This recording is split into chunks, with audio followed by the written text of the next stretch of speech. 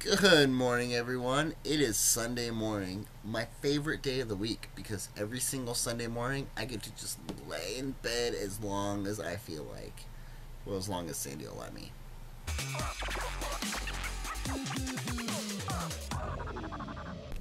Alright, guys, so we are leaving to go do a wedding cake testing. I don't know if it's a cake testing or if we're just going to talk to them about getting a wedding cake. This is something we should have started about a month ago. Sandy and I went last weekend to a cake place that's close to our house to see what was up with it, if we were able to get a cake with them. They said they had 18 cakes already to do that weekend for weddings, so that they would not take us on as well. So we are a little bit behind on our time schedule. Oh, they're selling Girl Scout cookies. Oh, I need Girl Scout cookies. You don't need Girl Scout cookies. My God. No, they're more expensive and the boxes are smaller and the cookies are smaller. I've heard bad things. But Thin Mints. No Thin Mints. She's howling like a wolf. Girls are howling. Alright, so we hopefully will get some vlogging done while we're there. I'm still a little weird about vlogging in public. I haven't fully mastered that art, I guess. I know Dan has no problem doing it wherever he's at. He has no shame in it. I guess that comes with having a foot-tall mohawk on the top of your head, but we'll see. So what's your first impression of this place just by looking at the outside of the building? It looks expensive. It does look expensive. Why does it look expensive? The cursive writing. Fancy cursive writing? I agree.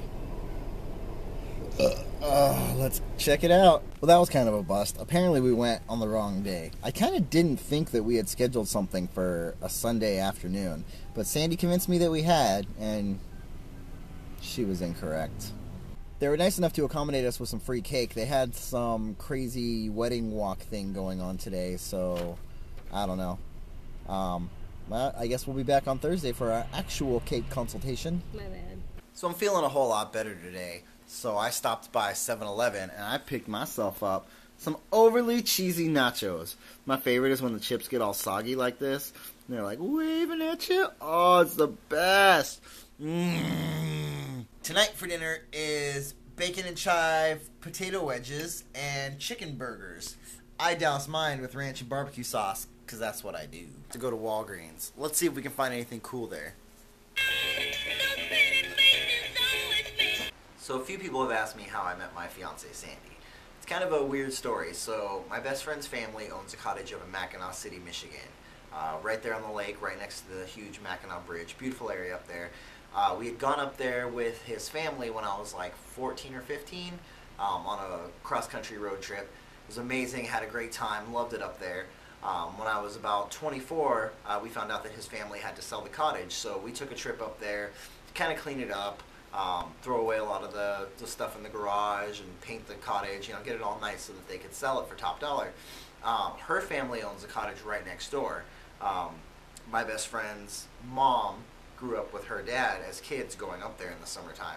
So while we were cleaning up the cottage, her dad had come over and kind of introduced himself. I'm the neighbor, and I knew your parents to my best friend and things like that.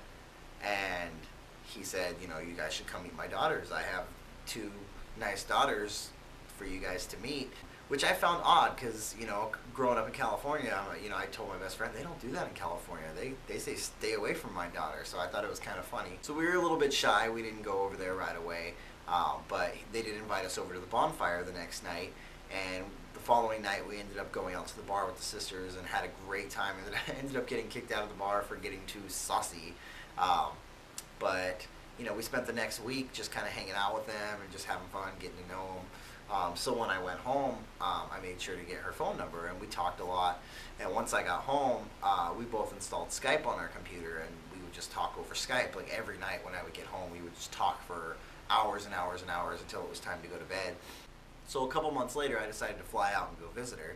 And it was on this trip that I really got to see Chicago and how beautiful it was, and kind of really fell for her, even though we were kind of already, seeing each other. We were on Skype every single night. And then the following month, I came out to visit again.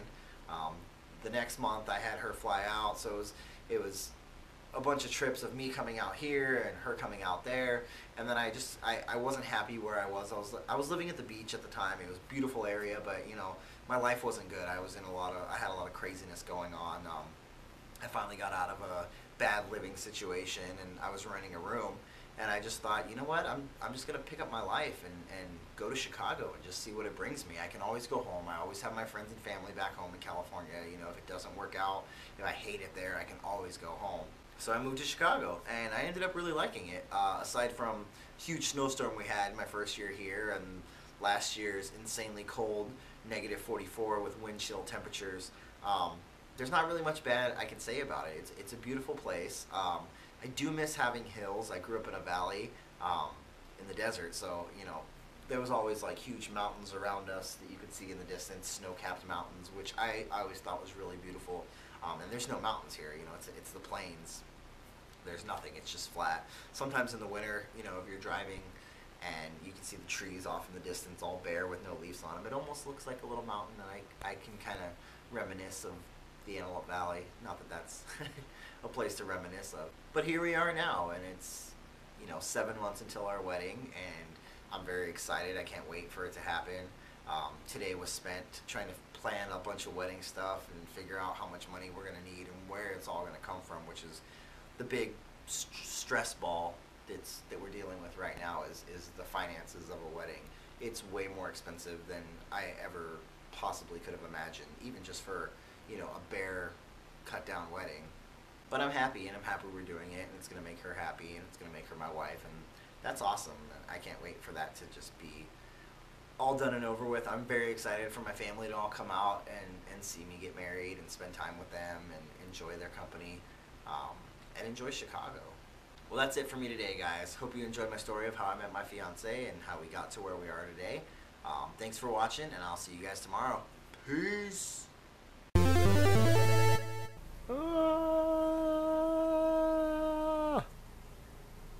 It's always you.